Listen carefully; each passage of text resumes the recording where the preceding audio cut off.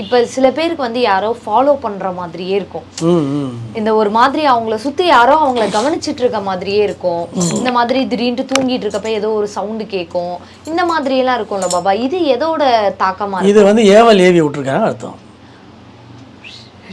Okay, simple. இது ஒருத்தர் நான் உட்காந்து இருக்கிறேன், என் பக்கத்துலயே ஒன்று உருவம் தெரியுது, நான் படுக்கிறேன், என் கண்ணு முன்னாடி இப்படி போகுது வருது, நைட்டில் ஆளுங்க கூப்பிட்ற மாதிரி சத்தம் வருது, கது தட்டுற மாதிரி சவுண்டு வருது, கல்லெல்லாம் தூக்கி போடுது அப்படின்னா இது ஏவல் ஏவி விட்டுருக்குறாங்கன்னு அர்த்தம். ஓகே, இதுக்கு பேர் தான் ஏவல். பில்லி சூனியம் ஏவி விடுறாங்க இல்லையா, அந்த மாதிரி இது ஒரு ஏவல் மாதிரி ஏவி விடுறது. பில்லி சூனியன் வச்சிருக்கிறாங்கன்னாங்கன்னா, பில்லி சூனியத்தை ஏற்றி விட்டாங்கன்னா நிரந்தரமாக இருக்கும் உங்களுக்கு அந்த வலி. ஏவல் அப்படி கிடையாது, வந்து வந்து போகும், பயமுறுத்திட்டே இருக்கும், உங்களை வாழ விடாது, பயமுறுத்திட்டே இருக்கும்.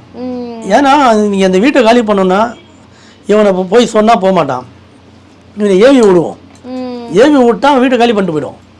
இப்போ அவன் என்ன பண்ணான், நம்ம மதுராகிட்ட இப்போ அவங்க வீட்டில் ஏவல் ஏவி விட்டுருக்காங்க, நீ வாடகை தானே இருக்க, வீடு காலி பண்ணிவிடு, அப்படி அவன் என்ன பண்ணுவான், காலி பண்ணிட்டு போயிடுவான்.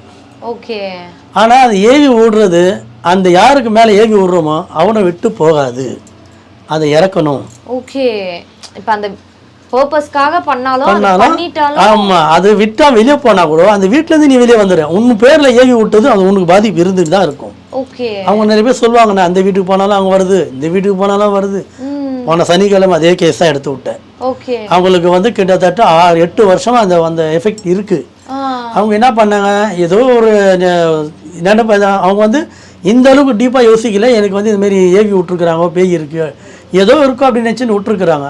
அவங்க வீட்டில் ஒரு சின்னதாக ஏதோ ஒரு சம்பவம் ஒன்று நடந்திருக்கு, திருட்டு ஏதோ நடந்திருக்கு. அதனால அவங்க என்ன பண்ணியிருக்காங்க, வீடியோ கேமரா வெளியே சிசிடிவி கேமரா வச்சுருக்காங்க. ஓகே, அந்த சிசிடிவி கேமரா செக் பண்ண சொல்ல தான் தெரிஞ்சது, சாயந்தரம் 6 மணிக்கு உள்ளே வருது, காலையில் 6 மணிக்கு வெளியே போகுது.